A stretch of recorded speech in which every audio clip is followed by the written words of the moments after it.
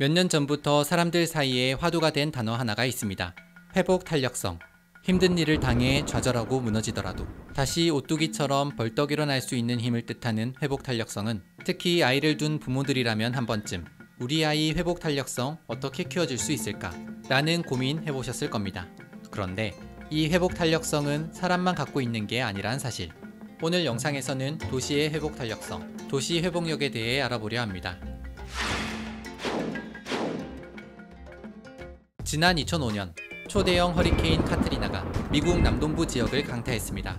카트리나로 직격탄을 맞은 뉴올리언스 지역은 뚝이 무너지고 물이 범람해 도시의 80%가 물에 잠기고 미처 대피하지 못한 수만 명의 사람들이 고립되며 도시는 완전히 기능을 잃었습니다. 여기에 설상가상, 폭동과 약탈, 방화까지 일어나며 허리케인과 홍수, 폭력 사태로 1,800명 이상의 사람들이 목숨을 잃고 도시는 대혼란에 빠졌습니다. 그리고 다시 2012년 미국 뉴욕과 뉴저지 지역을 강타한 허리케인 샌디로 인해 도시의 70에서 80%가 정전이 되고 도로는 침수되었으며 주식시장까지 폐쇄되는 등 도시는 완전히 마비되는 상황을 맞았습니다. 주유소마다 기름을 사기 위해 몰려든 사람들로 긴 줄이 이어졌으며 사람들 간의 크고 작은 갈등과 충돌까지 일어났습니다. 그래서 중무장한 군인과 경찰이 주유소를 지켜야 했습니다. 이렇게 재해와 재난을 계속해서 당하며 사람들은 조금씩 다른 생각을 하기 시작합니다.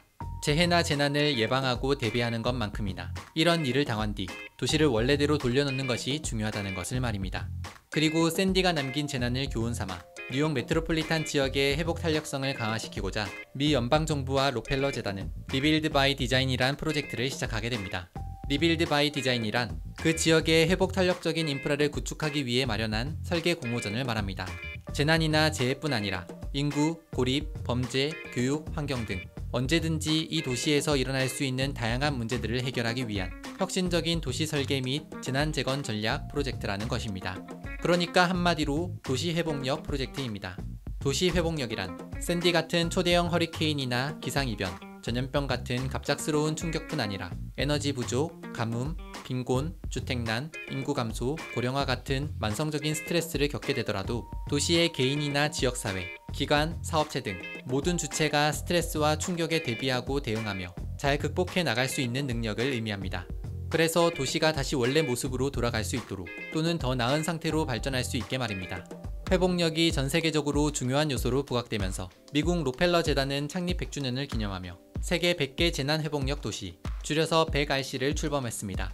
100RC를 통해 세계 100개 도시를 선정하여 도시 스스로 회복력을 가질 수 있도록 금전적 지원과 정책 컨설팅, 도시 네트워크 구축을 위한 지원을 한 것입니다. 런던, 파리, 로마, 몬트리올, 뉴욕, 로스앤젤레스 등이 선정되었는데 국내에서는 서울이 유일하게 선정되었습니다. 이렇듯 지속가능한 발전 목표와 더불어 도시 회복력 강화는 앞으로 나아가야 할 방향이라고 할 수 있습니다. 뿐만 아니라 2015년 유엔은 샌다이 재난위험 경감 강령을 채택함으로써 재난의 위험을 줄이고 회복력을 강화하도록 더 나은 상태로 발전시키는 것을 목표로 세웠습니다. 그리하여 도시들이 스스로 재난에 강한 회복력을 갖출 수 있도록 재난에 강한 도시 만들기, 줄여서 MCR 캠페인을 출범하여 도시들의 참여를 확대해 나가고 있습니다. 도시 회복력을 키우는 방법은 저마다 그 도시에 맞는 다양한 방법으로 실현될 수 있습니다. 가령 뉴질랜드의 웰링턴 지역은 흔들리는 땅에 자리하고 있어 언제라도 지진이 일어날 수 있는 지역이라고 합니다. 만약 지진이 일어난다면 도시의 지하 수도관이 파괴돼 40만 명 이상의 주민들이 길게는 100일 이상 물을 못 쓰게 될지도 모른다고 합니다. 그래서 이 지역에선 도시 회복력을 높이기 위해 파이프가 고장나고 운송이 차단되더라도 수도관이 다시 설치될 수 있는 시간 동안은 끄떡없이 지역의 모든 사람들에게 하루 20리터 이상의 물을 제공할 수 있는 비상식수 공급망 시스템을 마련해 두었다는 것입니다. 그런가 하면 네덜란드에서 가장 가난한 도시 중 하나인 보스포드와 투센디이켄에선 지난 2019년부터 로테르담 회복력 프로젝트를 시작하기도 했습니다. 도시에 필요한 기반시설을 건설해주고 사회적 보장을 위한 프로그램을 마련해주고 시민들이 스스로 네트워크를 형성해 사회적 고립을 해결할 수 있도록 해주었으며 또 교육을 받고 일자리를 찾을 수 있게 이 도시에 맞는 방식으로 도시 회복력을 강화시키기도 했다고 합니다. 이렇게 전 세계적으로 도시 회복력이 주목을 받고 있는 가운데 다시 한번 그 중요성이 급부상하게 된 사건이 있었으니 바로 지난해 시작된 코로나19 전염병 사태입니다. 확진자와 사망자가 급증하는 가운데 WHO는 팬데믹을 선언했고 전 세계는 지금까지도 코로나19와 전쟁을 치르고 있습니다. 21세기 사상 초유의 전염병 사태로 인해 어떤 도시에선 화장지나 생필품 사재기 현상이 일어나기도 했으며, 또 어떤 도시에선 출신 지역이나 인종에 대한 혐오나 차별 같은 사회적인 문제들이 일어나기도 했습니다. 그런가 하면 우리 대한민국은 시민의 안전을 지키기 위해 신속한 감염병 방역 체계를 가동시켰습니다. 드라이브스루나 워킹스루 같은 선별 진료소를 도입하고 빅데이터를 활용한 역학조사 시스템을 가동시켜 코로나19 감염 경로를 파악해 더 큰 확산을 막고, 시민들은 거리두기와 마스크 쓰기를 생활화했습니다. 그 결과 세계는 대한민국의 K-방역을 집중 조명하며 코로나 대응 모범 도시로 우리를 손꼽았습니다. 같은 전염병, 다른 도시의 모습. 어쩌면 이 모습이 바로 도시 회복력이 만들어낸 차이일지도 모릅니다. 하지만 앞으로 우리가 더 많이 고민해야 할 것은 코로나 이후의 삶입니다. 1,000만 가까운 인구가 모여 사는 대한민국의 대표도시 서울은 지금까지 놀라운 성장을 이뤄낸 도시임에 틀림없습니다.